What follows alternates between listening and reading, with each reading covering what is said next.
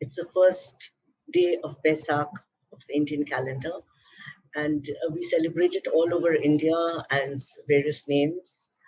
Over here in Bengal, it's called Poila Boishakh. We wish each other Shubho Novo Borsho. And also, Ramzan is following on the same day, so happy Ramzan to everyone out there. On this occasion, I wish everyone a year with hope, with health, and well, I guess goodness and prosperity for everyone. We have lost a lot, and some people have lost their livelihood. We intend to start a series of freewheeling conversations called Chit Chat. And these are going to be conversations, talks, sharing of experiences, personal spaces, places, traces, where people are going to share their experiences, plus, minus, positive, negative. And there's going to be a takeaway, there's going to be a keepsake, there's going to be some enjoyment, maybe merriment, but it's going to be a cozy, warm conversation. I start this series with my sari story. So my sari story goes back to my mother, who's always worn saris, and my love for Indian handlooms and saris is because of her, and I have subconsciously emulated her color and design choices.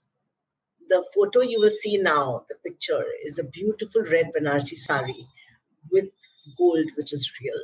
This is the sari my mother wore to her wedding and which I wore to my Ashirvad. As you can see, there is a lot of commonality. We are said to be, alike in looks, and this sari makes it so special, the bond between us. It's a memory, and it's certainly a memory worth keeping forever.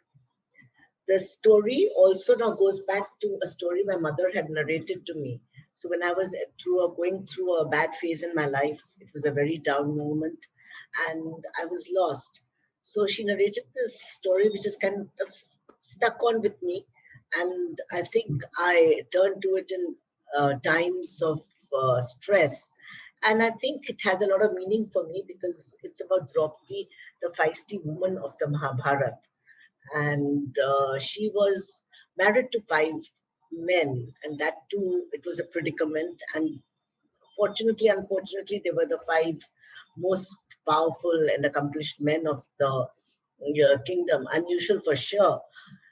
And the story is about Draupadi being dragged into the darbar hall by Dushasana. He pulls her hair, and she's clutching onto a sari. It's tied in a knot because she's got her periods.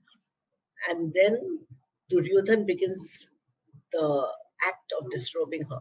She's clutching onto her the sari, the knot, which is representative of the ego, the granthi. She appeals to everyone, her husbands, the wise Yudhishthir, the valiant Arjun, the strong Bhim, Nakul Sahadev, Dhritarashtra king, Gandhari, the queen, the woman, the fair one, Bhishma, Pitame, Dronacharya, Kripacharya, but they all hang their heads and they are bound and beholden to honesty and the so-called virtues of keeping your word. In today's time, we see such incidents being repeated in series of rapes and gang rapes. And one wonders about the need to stick to your word for something as heinous and horrible as this event. So when it all comes to naught, Draupadi finally throws her hands up. She lets go of that knot on the sari. And she appeals to Krishna, her companion, her friend, her brother. And that's when Krishna comes down and the magic happens. Reams and reams of fabric come down and cover her. And she's saved from humiliation. And Duryodhan is absolutely helpless in his mission to humiliate the Pandavas through her. I know this is a folklore, but there are many layers to the story which are, I think, excellent takeaways. So I am a perfect believer in God. I am to a large extent fatalist. And my mother told me that, God will come to your rescue only if you let go of your ego yourself. And you look for help. If you keep thinking that you'll do everything yourself, where is anyone there to help you? So this story is actually symbolic of someone else coming to help when we reach out. And I have often, whenever I have problems, I've told Krishna that, okay, well, I'm giving you this problem, you better find a solution and a good one, or else. And I think it gives me some solace that I have left it to someone who's all powerful. But I sincerely believe in it, and I feel that it has helped me a lot in my times of trouble. And it's a very patriarchal kind of a situation where these men have gambled away their wife. And I don't want it to be a man versus woman story. I think there are many levels of this. It talks of haste in action, of jumping in when angels fear to tread, of thinking that you're omnipotent.